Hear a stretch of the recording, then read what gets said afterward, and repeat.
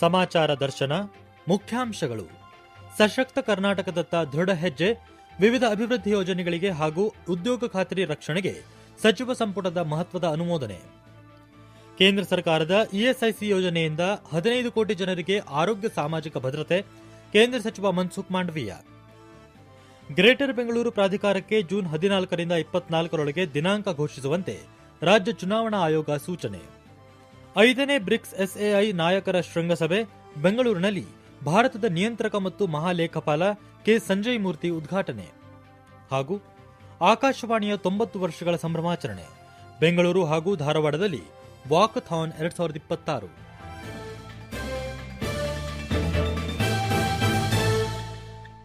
ಕೇಂದ್ರ ಸರ್ಕಾರ ಮನ್ರೇಗಾ ಯೋಜನೆಯನ್ನು ರದ್ದುಗೊಳಿಸಿ ವಿಕಸಿತ ಭಾರತ ಉದ್ಯೋಗ ಖಾತ್ರಿ ಮತ್ತು ಆಜೀವಿಕಾ ಮಿಷನ್ ಜಾರಿಗೆ ತಂದಿದ್ದು, ಈ ಹಿನ್ನೆಲೆಯಲ್ಲಿ ಹೊಸ ಯೋಜನೆಯ ಅಧಿಸೂಚನೆ ಹೊರಬೀಳದ ಕಾರಣ ಪರ್ಯಾಯ ವ್ಯವಸ್ಥೆ ಇಲ್ಲದೆ ರಾಜ್ಯದ ಕೃಷಿ ಕಾರ್ಮಿಕರ ಹಿತದೃಷ್ಟಿಯಿಂದ ನರೇಗಾ ಯೋಜನೆಯನ್ನು ಮುಂದುವರೆಸಲು ಅನುಮತಿ ಕೋರಿ ನ್ಯಾಯಾಲಯದ ಮೊರೆ ಹೋಗಲು ರಾಜ್ಯ ಸರ್ಕಾರ ನಿರ್ಧರಿಸಿದೆ.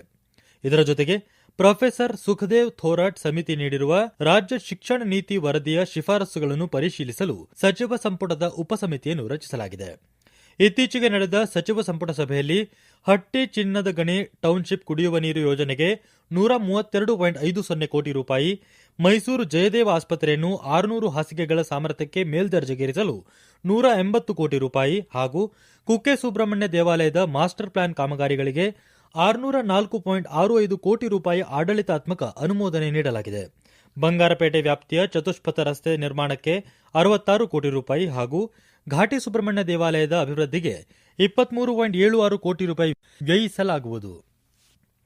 ಕೈಗಾರಿಕಾ ಮತ್ತು ಪ್ರವಾಸೋದ್ಯಮ ಕ್ಷೇತ್ರಕ್ಕೆ ಉತ್ತೇಜನ ನೀಡಲು ಕಲಬುರಗಿ ಮತ್ತು ಯಾದಗಿರಿ ಭಾಗದಲ್ಲಿ 3 ಹೊಸ ಕೈಗಾರಿಕಾ ವಸಾಹತುಗಳನ್ನು 200 ಕೋಟಿ ರೂಪಾಯಿ ವೆಚ್ಚದಲ್ಲಿ ಸ್ಥಾಪಿಸಲಾಗುತ್ತಿದೆ.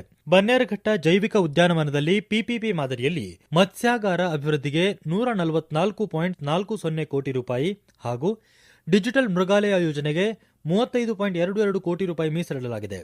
ಅಲ್ಲದೆ ರಾಜ್ಯ ಸಿವಿಲ್ ಸೇವೆಗಳಲ್ಲಿ ಕ್ರೀಡಾಪಟುಗಳಿಗೆ ನೀಡುವ ಮೀಸಲಾತಿಯನ್ನು 2% ಹೆಚ್ಚಿಸಲು ಸಚಿವ ಸಂಪುಟ ಮಹತ್ವದ ತಿದ್ದುಪಡಿ ತಂದಿದೆ. ಸಚಿವ ಸಂಪುಟದ ಸಭೆಯ ನಂತರ ಕಾನೂನು ಮತ್ತು ಪ್ರವಾಸೋದ್ಯಮ ಸಚಿವ ಎಚ್.ಕೆ. ಪಾಟೀಲ್ ವಿಧಾನಸೌಧ ಸಮ್ಮೇಳನ ಸಭಾಂಗಣದಲ್ಲಿ ಸಂಪುಟ ಸಭೆ ನಿರ್ಣಯಗಳ ಕುರಿತಂತೆ ಸುದ್ದಿಗೋಷ್ಠಿ ನಡೆಸಿ ವಿವರಿಸಿದರು. ಈ ವಿಬಿಜಿ ಗ್ರಾಮ್ಜಿ ಕಾನೂನನ್ನು ಅವರು ಮಾಡಿದ್ರು ಸಹಿತ ಇವತ್ತಿನವರೆಗೆ ಅದು ಇನ್ನೂ ನೋಟಿಫೈನೂ ಆಗಲಿಲ್ಲ. ಅದಕ್ಕೆ ಬೇಕಾಗಿರ್ತಕ್ಕಂಥ ಏನು ರೂಲ್ಸ್ ರೆಗ್ಯುಲೇಷನ್ಸ್ ಬರಬೇಕಾಗಿತ್ತು ಅದು ಬರಲಿಲ್ಲ. ಅದು ವಿಬಿಜಿ ಗ್ರಾಮ್ಜಿ ಅದು ಯಾವ ದಿವಸದಿಂದ ಬರ್ತದಂತ ಪಾರ್ಲಿಮೆಂಟ್ ನಲ್ಲಿ ಹೇಳಿದ್ರು, ಅದು ದೇಶದಲ್ಲಿ ಬರಲೇನೇ ಇಲ್ಲ. ಬಡವರ ಕೆಲಸದ ಬಗ್ಗೆ, ಕೂಲಿ ಕೆಲಸದ ಬಗ್ಗೆ ಯಾವುದೇ ಚಿಂತನೆ ಚರ್ಚೆ ಮಾಡ್ತಾ ಇಲ್ಲ. ಆ ಹಿನ್ನೆಲೆಯೊಳಗೆ ನಮ್ಮ ರಾಜ್ಯ ಸರ್ಕಾರದವರು ನಮ್ಮ ರೆಸೊಲ್ಯೂಷನ್ ಮಾಡೋದ್ರ ಮೂಲಕ ನಾವೀಗಾಗಲೇ ಸ್ಪಷ್ಟಗೊಳಿಸಿದ್ದೇವೆ, ಒತ್ತಡ ಹೇರಿದ್ದೇವೆ. ಮುಖ್ಯಮಂತ್ರಿಗಳು ಸಹಿತ ಪ್ರಧಾನಮಂತ್ರಿಗಳಿಗೆ ಪತ್ರ ಬರೆದಿದ್ದಾರೆ.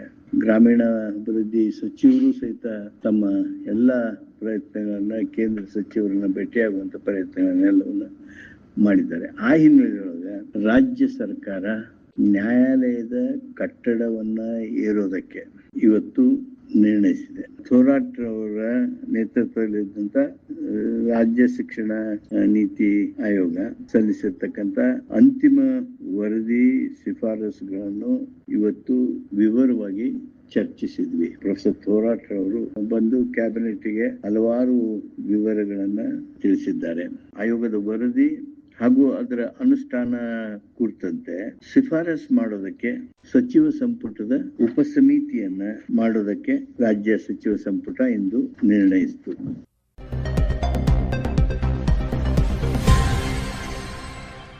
ಕಾರ್ಮಿಕರ ಹಿತಾಸಕ್ತಿ ಕಾಪಾಡಲು ಕೇಂದ್ರ ಸರ್ಕಾರ ಹಲವಾರು ಯೋಜನೆಗಳನ್ನು ಜಾರಿಗೊಳಿಸುತ್ತಿದ್ದು, ದೇಶದ 15 ಕೋಟಿ ಜನರಿಗೆ ಇಎಸ್ಐಸಿ ಆರೋಗ್ಯ ಸಾಮಾಜಿಕ ಭದ್ರತೆ ನೀಡಲಾಗುತ್ತಿದೆ ಎಂದು ಕೇಂದ್ರ ಕಾರ್ಮಿಕ ಮತ್ತು ಉದ್ಯೋಗ ಹಾಗೂ ಯುವಜನ ವ್ಯವಹಾರ ಮತ್ತು ಕ್ರೀಡಾ ಸಚಿವ ಡಾ ಮನ್ಸುಖ್ ಮಾಂಡವೀಯ ಹೇಳಿದ್ದಾರೆ.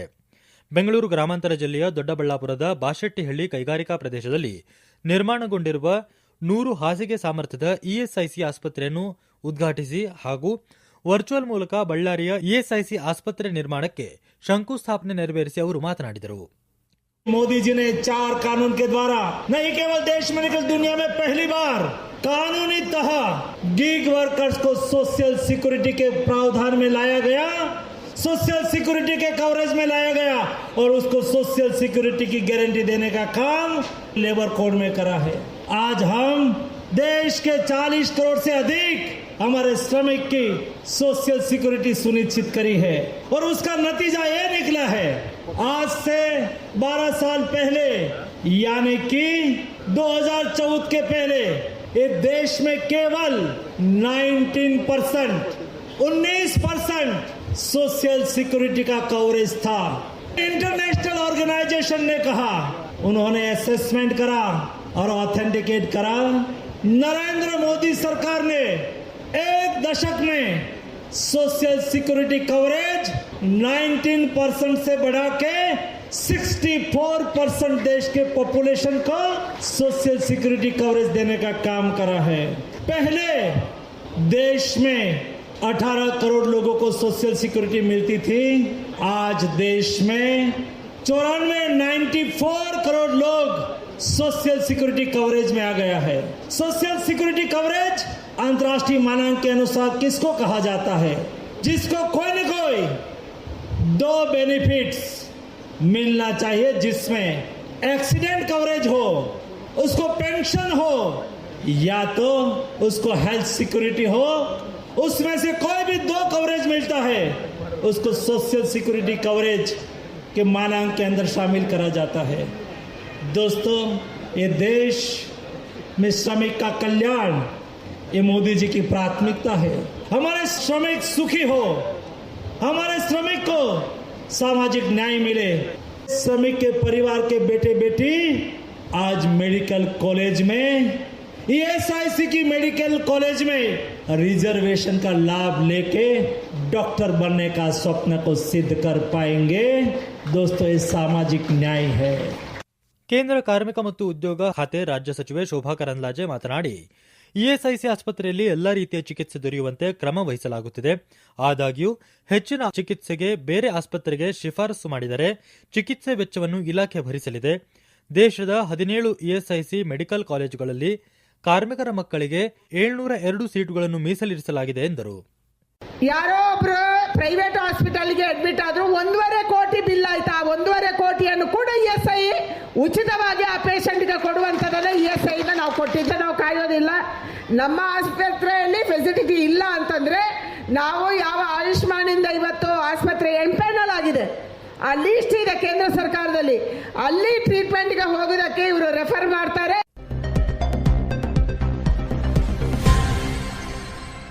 ಗ್ರೇಟರ್ ಬೆಂಗಳೂರು ಪ್ರಾಧಿಕಾರಕ್ಕೆ ಜೂನ್ 14ರಿಂದ 24ರ ಅವಧಿಯಲ್ಲಿ ಚುನಾವಣಾ ದಿನಾಂಕ ಘೋಷಣೆ ಮಾಡುವಂತೆ ರಾಜ್ಯ ಚುನಾವಣಾ ಆಯೋಗದ ಮುಖ್ಯ ಆಯುಕ್ತ GS ಸಂಗೇಶ್ರೀ ಸೂಚನೆ ನೀಡಿದ್ದಾರೆ. ಜಿಬಿಎ ವ್ಯಾಪ್ತಿಯ 5 ನಗರ ಪಾಲಿಕೆಗಳ ಚುನಾವಣೆಗೆ ಸಂಬಂಧಿಸಿದಂತೆ ನಡೆದ ಸಭೆಯ ಬಳಿಕ ಸುದ್ದಿಗಾರರೊಂದಿಗೆ ಮಾತನಾಡಿದ ಅವರು, ಬ್ಯಾಲೆಟ್ ಪೇಪರ್ನಲ್ಲಿ ಚುನಾವಣೆ ನಡೆಸುವುದಾಗಿ ತಿಳಿಸಿದ್ದಾರೆ. ಚುನಾವಣೆ ನಡೆಸಲು ಈಗಾಗಲೇ ಎಲ್ಲಾ ಕ್ರಮ ತೆಗೆದುಕೊಳ್ಳಲಾಗಿದೆ. ಚುನಾವಣೆ ಮುಂದೂಡುವ ಅಧಿಕಾರ ನಮಗಿಲ್ಲ ಎಂದು ಸ್ಪಷ್ಟಪಡಿಸಿದ್ದಾರೆ. ಜೂನ್ 30ರೊಳಗೆ ಜಿಬಿಎ 5 ಕಾರ್ಪೊರೇಷನ್ಗಳಿಗೆ ಚುನಾವಣೆಗಳನ್ನು ಕಂಪ್ಲೀಟ್ ಮಾಡಬೇಕಾಗಿರುವುದರಿಂದ ಮಾನ್ಯ ಸುಪ್ರೀಂ ಕೋರ್ಟ್ ನಿರ್ದೇಶನದ ಮೇರೆಗೆ ಅವರು ಫೈನಲ್ ಇಂಟೆಲಿಜೆನ್ಸ್ ಅಂತ ಹೇಳಿ ಹೊಸದಿರುವುದರಿಂದ ನಾವು ಜೂನ್ 30ರೊಳಗೆ ಚುನಾವಣೆಗಳನ್ನು ಮುಗಿಸಿ ಅವರಿಗೆ ನಾವು ಸುಪ್ರೀಂ ಕೋರ್ಟ್ಗೆ ಕಂಪ್ಲೈನ್ಸ್ ವರದಿಯನ್ನು ಕೊಡಬೇಕಾಗಿದೆ. ನಾನು ಅವರಿಗೆ ಹೇಳಿದ್ದೇನೆ, ಜೂನ್ 14ರಿಂದ ಜೂನ್ 24ರ ಅವಧಿಯಲ್ಲಿ ನಾನು ಚುನಾವಣೆ ಮಾಡಬೇಕಾಗಿದೆ, ಘೋಷಣೆ ಮಾಡಬೇಕಾಗಿದೆ, ದಿನಾಂಕವನ್ನು ನಿಗದಿಪಡಿಸಿದೆ. ಈ ದಿನಾಂಕಗಳಲ್ಲಿ ಈ ದಿನ 10 ದಿವಸಗಳಲ್ಲಿ ಯಾವುದಾದ್ರೂ ಒಂದು ದಿನಾಂಕವನ್ನು ನೀವು ಕೂಡ ಸಜೆಸ್ಟ್ ಮಾಡಬಹುದು ಅಂತ ನಾನು ಅವರಿಗೆ ಸಮಾಲೋಚನೆ ಮಾಡಿದೆ.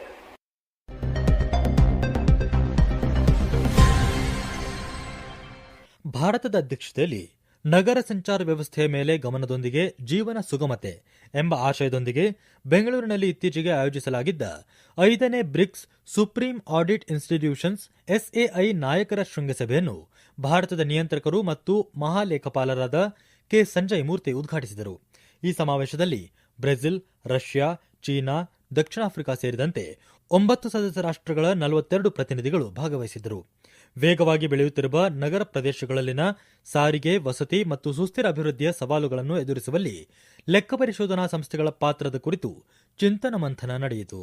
2 ದಿನಗಳ ಈ ಸಭೆಯಲ್ಲಿ ದತ್ತಾಂಶ ಆಧಾರಿತ ಲೆಕ್ಕ ಪರಿಶೋಧನೆ, ಆಧುನಿಕ ತಂತ್ರಜ್ಞಾನದ ಬಳಕೆ ಹಾಗೂ ನಾಗರಿಕ ಕೇಂದ್ರಿತ ಮೌಲ್ಯಮಾಪನ ವಿಧಾನಗಳ ಕುರಿತು ವಿವಿಧ ರಾಷ್ಟ್ರಗಳ ತಜ್ಞರು ವಿಚಾರ ಮಂಡಿಸಿದರು. ಸಮಾವೇಶ ಬೆಂಗಳೂರು ಘೋಷಣಾ ಪತ್ರ ಹಾಗೂ ಮುಂದಿನ 2 ವರ್ಷಗಳ ಕಾರ್ಯಯೋಜನೆಯನ್ನು ಅಂಗೀಕರಿಸುವುದರೊಂದಿಗೆ ಮುಕ್ತಾಯಗೊಂಡಿತು.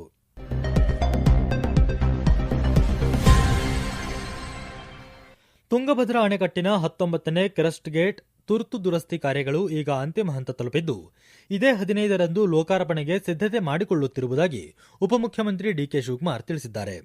ತುಂಗಭದ್ರಾ ಅಣೆಕಟ್ಟಿನ ಗೇಟ್ ಅಳವಡಿಕೆ ಕಾರ್ಯವನ್ನು ಖುದ್ದಾಗಿ ಪರಿಶೀಲಿಸಿದ ನಂತರ ಮಾಧ್ಯಮಗಳೊಂದಿಗೆ ಮಾತನಾಡಿದ ಅವರು, ಅಣೆಕಟ್ಟಿನ ಒಟ್ಟು 33 ಗೇಟ್ಗಳ ಪೈಕಿ 22 ಗೇಟ್ಗಳಿಗೆ ಸ್ಲೈಸ್ ಪ್ಲೇಟ್ಗಳನ್ನು ಅಳವಡಿಸುವ ಕಾರ್ಯ ಪೂರ್ಣಗೊಂಡಿದೆ. ತಜ್ಞರ ವರದಿಯಂತೆ ಹಳೆಯ ಚೈನ್ಗಳು ಸದೃಢವಾಗಿದ್ದರೂ ಮುನ್ನೆಚ್ಚರಿಕಾ ಕ್ರಮವಾಗಿ ಹೊಸ ಚೈನ್ಗಳನ್ನು ಅಳವಡಿಸಲು ನಿರ್ಧರಿಸಲಾಗಿದೆ. ಮೇ ಅಂತ್ಯದೊಳಗೆ ಚೈನ್ ಅಳವಡಿಕೆ ಕಾರ್ಯದ ಸಂಪೂರ್ಣ ಪ್ರಕ್ರಿಯೆ ಮುಗಿಯಲಿದೆ. ಮುಂಬರುವ ಮಳೆಗಾಲವನ್ನು ಗಮನದಲ್ಲಿಟ್ಟುಕೊಂಡು ಇದೇ 15ರಂದು ಯೋಜನೆಯನ್ನು ಅಧಿಕೃತವಾಗಿ ಉದ್ಘಾಟಿಸಲು ಸಿದ್ಧತೆ ಮಾಡಿಕೊಳ್ಳುವಂತೆ ಅಧಿಕಾರಿಗಳಿಗೆ ಸೂಚಿಸಲಾಗಿದೆ ಎಂದು ಅವರು ಮಾಹಿತಿ ನೀಡಿದರು. ಇತ್ತೀಚೆಗೆ ನಡೆದ ವಿಧಾನಸಭಾ ಉಪಚುನಾವಣೆಗಳಲ್ಲಿ ದಾವಣಗೆರೆ ದಕ್ಷಿಣ ವಿಧಾನಸಭಾ ಕ್ಷೇತ್ರದಲ್ಲಿ ಕಾಂಗ್ರೆಸ್ ಅಭ್ಯರ್ಥಿ ಸಮರ್ಥ್ ಶಾಮನೂರು ಮಲ್ಲಿಕಾರ್ಜುನ್ ಗೆಲುವು ಸಾಧಿಸಿದ್ದಾರೆ. ಸಮರ್ಥ್ ಅವರು 5,708 ಮತಗಳ ಅಂತರದಿಂದ ಬಿಜೆಪಿ ಅಭ್ಯರ್ಥಿ ಶ್ರೀನಿವಾಸ ದಾಸಕರಿಯಪ್ಪ ಅವರನ್ನು ಪರಾಭವಗೊಳಿಸಿದ್ದಾರೆ. ಸಮರ್ಥ್ ಅವರು 69,578 ಮತಗಳನ್ನು ಗಳಿಸಿದರೆ ಸಮೀಪದ ಪ್ರತಿಸ್ಪರ್ಧಿ ಬಿಜೆಪಿಯ ಶ್ರೀನಿವಾಸ ಟಿ ದಾಸಕರಿಯಪ್ಪ 63,870 ಮತಗಳನ್ನು ಪಡೆದಿದ್ದಾರೆ. ಬಾಗಲಕೋಟೆ ವಿಧಾನಸಭಾ ಉಪಚುನಾವಣೆಯಲ್ಲಿ ಕಾಂಗ್ರೆಸ್ ಅಭ್ಯರ್ಥಿ ಉಮೇಶ್ ಮೇಟಿ 21,866 ಮತಗಳಿಂದ ಗೆಲುವು ಸಾಧಿಸಿದ್ದಾರೆ. ಉಮೇಶ್ ಮೇಟಿ ಅವರಿಗೆ 96,941 ಮತಗಳು ಲಭಿಸಿವೆ. ಬಿಜೆಪಿ ಅಭ್ಯರ್ಥಿ ವೀರಣ್ಣ ಚರಂತಿಮಠ ಅವರಿಗೆ 76,075 ಮತಗಳು ಲಭಿಸಿವೆ.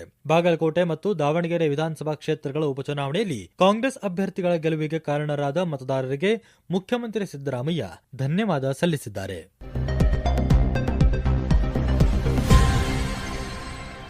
ಆಕಾಶವಾಣಿಯ 90 ವರ್ಷಗಳ ಸಂಭ್ರಮಾಚರಣೆಯ ಅಂಗವಾಗಿ ಬೆಂಗಳೂರು ಆಕಾಶವಾಣಿ ಕೇಂದ್ರದ ವತಿಯಿಂದ ನಿನ್ನೆ ಆಯೋಜಿಸಲಾಗಿದ್ದ ವಾಕಥಾನ್ 2026ಕ್ಕೆ ಉತ್ತಮ ಸ್ಪಂದನೆ ವ್ಯಕ್ತವಾಯಿತು.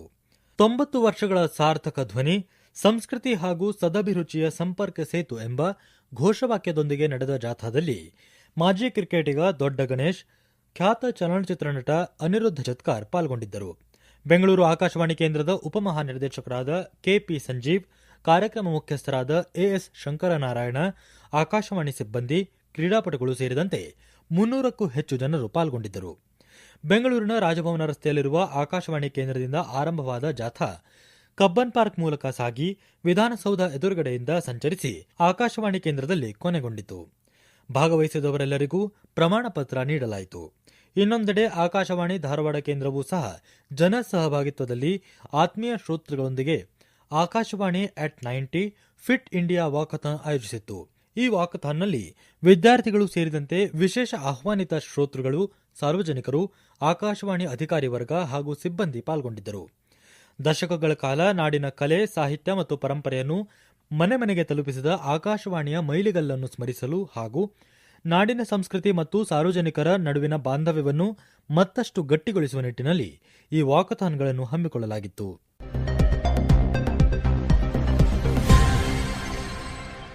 ರಾಜ್ಯದ ಆರೋಗ್ಯ ಕ್ಷೇತ್ರದಲ್ಲಿ ಮಹತ್ವದ ಹೆಜ್ಜೆಯಾಗಿ ಬೆಂಗಳೂರಿನ ಆರೋಗ್ಯ ಸೌಧದಲ್ಲಿ ಅತ್ಯಾಧುನಿಕ ಆರೋಗ್ಯ ತುರ್ತು ಕಾರ್ಯಾಚರಣಾ ಕೇಂದ್ರವನ್ನು ಆರೋಗ್ಯ ಸಚಿವ ದಿನೇಶ್ ಗುಂಡೂರಾವ್ ಇತ್ತೀಚೆಗೆ ಉದ್ಘಾಟಿಸಿದರು. ಈ ಕೇಂದ್ರ ರಾಜ್ಯಾದ್ಯಂತ ಸಂಭವಿಸುವ ಆರೋಗ್ಯ ತುರ್ತು ಪರಿಸ್ಥಿತಿಗಳು, ಸಾಂಕ್ರಾಮಿಕ ರೋಗಗಳು ಮತ್ತು ನೈಸರ್ಗಿಕ ವಿಕೋಪಗಳ ಸಂದರ್ಭದಲ್ಲಿ ಸಮನ್ವಯ ಸಾಧಿಸುವ ಕೇಂದ್ರವಾಗಿ ಕಾರ್ಯನಿರ್ವಹಿಸಲಿದೆ. ಇದುವರೆಗೆ ಸಮಾಚಾರ ದರ್ಶನ ಕೇಳಿದಿರಿ.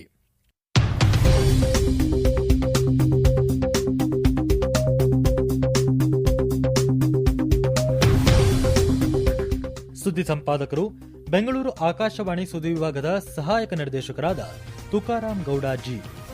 ಪ್ರಸ್ತುತಿ ಮತ್ತು ಪ್ರಸಾರ ನಿರ್ವಹಣೆ ಅಭಯ್ ದಾಮ್ಲೆ. ಸಮಗ್ರ ನಿರ್ವಹಣೆ ಬೆಂಗಳೂರು ಆಕಾಶವಾಣಿ ಸುದ್ದಿ ವಿಭಾಗದ ಮುಖ್ಯಸ್ಥರು ಹಾಗೂ ಸಹಾಯಕ ನಿರ್ದೇಶಕರಾದ ಸುಹಾಸ್ ಆರ್. ಬೆಂಗಳೂರು ಆಕಾಶವಾಣಿ ಸುದ್ದಿ ವಿಭಾಗ ಸಿದ್ಧಪಡಿಸಿದ ಈ ಕಾರ್ಯಕ್ರಮ ರಾಜ್ಯದ ಎಲ್ಲಾ ಬಾನುಲಿ ಕೇಂದ್ರಗಳಲ್ಲಿ ಏಕಕಾಲಕ್ಕೆ ಪ್ರಸಾರವಾಯಿತು. ಮುಂದಿನ ವಾರ ಮತ್ತೆ ಮೂಡಿಬರಲಿದೆ ವಾರದ ವಾರ್ತಾ ಚಿತ್ರ ಸಮಾಚಾರ ದರ್ಶನ.